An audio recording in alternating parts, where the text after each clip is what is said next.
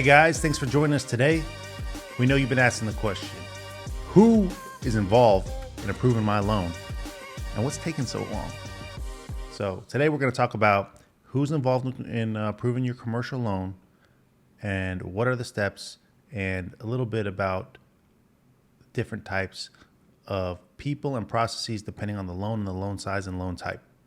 This is Capital Interactive. I'm Besim Tafilaj. I got Adam the Boz with me here, and let's get into it. Let's do it. Adam. Yes. I've got a small loan. Okay. It is less than $1 million. Mm-hmm. I want to buy some equipment. Great. Me too.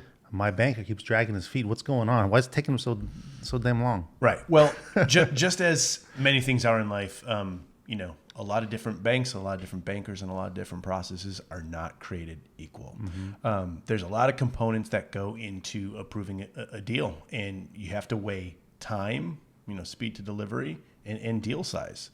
Typically, smaller the deal, also smaller the bank, potentially you can get to a quicker decision. But a lot of that is predicated on how many hands are going into the approval, Sure. right? So that's a very important first step to understand. So where are there more steps in the process and where are there fewer steps in the process? Well, let's start with the banker. Banker, yep. Okay, your actual banker, the person you're talking to day in and day out. Is he approving your loan? Generally, 99.9% of the time, no, he's not approving. So what exactly is his role? The banker is facilitating and is really interfacing between the client and the financial institution, because client is not going to know everything that needs to be provided, a lot of the regulatory information that needs to be completed. A banker helps facilitate getting from point A to point B between a client and a bank. Yeah, that's what they're there for. So a banker, in a lot of ways, is your advocate, and he's also screening for the bank. Right. So he's getting to know your business very well because he's going to understand what the bank is looking for and is going to be able to talk to a lot of the issues that a bank might have with your particular deal. Okay, take Adam, for example. He has like 15 or 20 years in credit experience. 15, I'm not that old. Okay, you look pretty old. Just kidding, man. He looks better than I do. But I didn't want to say it. But he's been on the other side of the table. He's been part of the approval team. He's underwritten all these deals. He's not approving it now.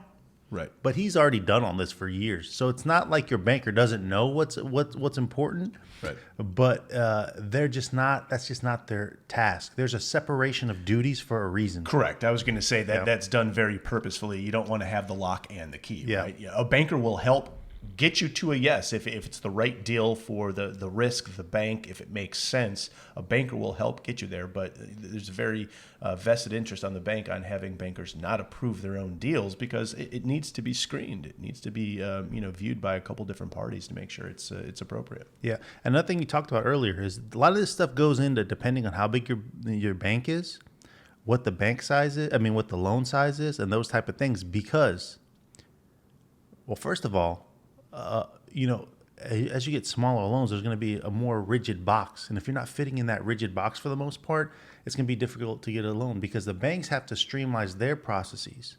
It takes the same amount of effort to underwrite a huge loan as a small loan. And so they're trying to find ways to kind of streamline those things and get it through in a little bit of a cheaper fashion with still protecting the bank. And so they're going to say, okay, generally here are the guidelines for getting deals approved under this size. But if you're with a smaller bank, a $5 million loan might be a really big deal to them.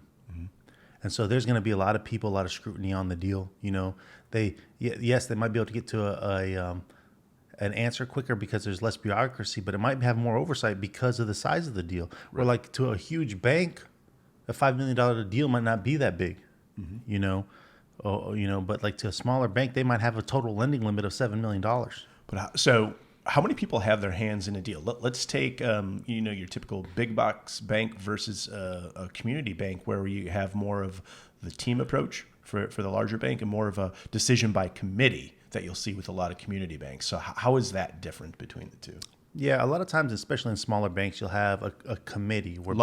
A loan committee where the banker brings the deal to a committee and presents it to them, and then tries to get their approval or their sign off on it.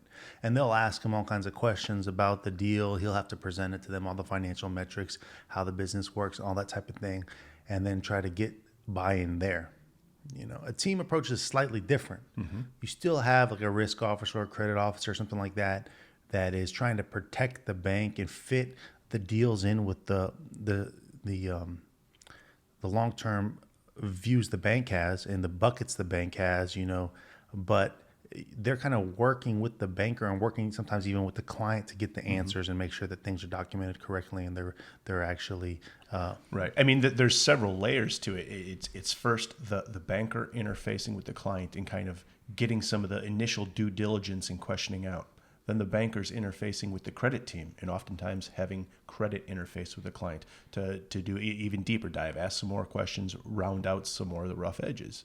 And then credit is presenting to risk, who again might be interfacing with the client or going through the credit department and banker to go back for additional questions and due diligence. Well, that all takes time, and it boils down to the initial question we asked is there's that process could take a longer time depending on how big the deal is. So you have to also weigh the amount of time a decision could make and the deal size. Yeah. So that all plays a factor in getting a deal approved. And if your deal is some kind of a specialized deal where it's an SBA type of deal, for example, there might be a specialty SBA officer that's making sure that everything you've got done is fit within the SBA guidelines and not just with the bank underwriting guidelines. If you have certain other type of specialized lending, there might be a specific officer at the bank that's kind of making sure that everything fit inside what that particular line of business or that particular portion of the bank's guidelines are.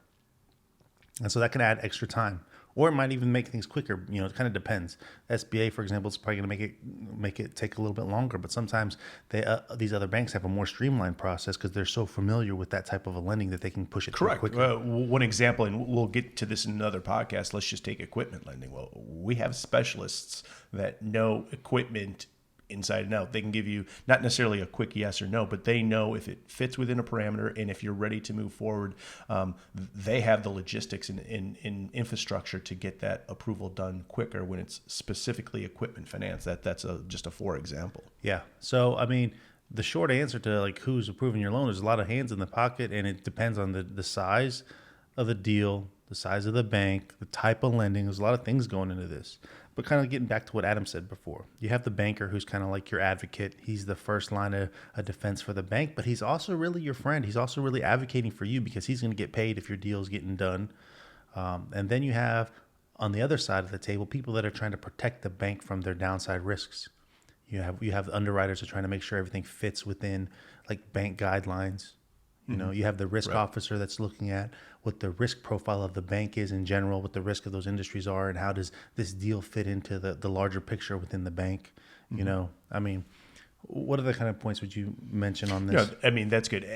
No matter what the bank or the process, it definitely all boils down to the optics of risk and what is viewed as favorable versus unfavorable. The riskier a deal or the more borderline a deal, also, the longer it's going to take. Yeah. Everyone can do the slam dunk, cash flows through the roof. There's no debt.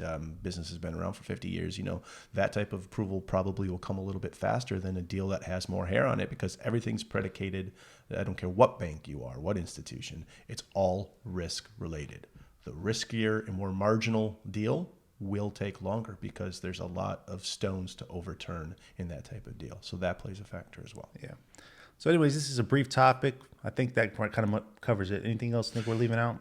Not at the moment. I mean, we can definitely go more specific on this if you have any follow-up questions or details you want to know. But this was a nice 10,000-foot view, very general overview. If you need anything more from us, you want us to go in more detail, let Besim or myself know. We would definitely appreciate it. And then also, if you appreciate the video, if you find value, please give us a like and a subscribe. We're going to have a lot of content coming up over this new great year of 2021. So look forward to that. But it's so much more than just the content we want to put out. We want to hear from you in terms of what do you like. And as always, it's Capital Interactive. It's been Besim. It's been Adam. It's been a joy. Appreciate it. And we'll see you on the other side. Thanks, guys.